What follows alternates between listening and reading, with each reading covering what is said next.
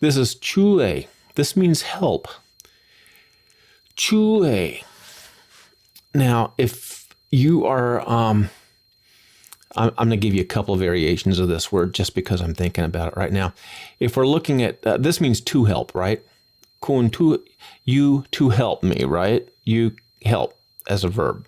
If you were going to use help as a noun, like help is the number one thing needed during this disaster period or whatever, that would be quam chue lua. Quam chue lua. And we'll see that somewhere along the way. But I just wanted you to be aware of that. And also, here's another one. You're, I don't know, someone's grabbed your wallet and you're screaming and they're running away and you want help. You would yell, chue due, chue due. Help, the train is coming. Chue due. Okay? So that's the word help.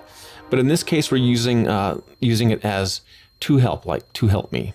And that would just be chue. And that's a falling tone. You have to put that falling tone on there or else they will not understand what you say.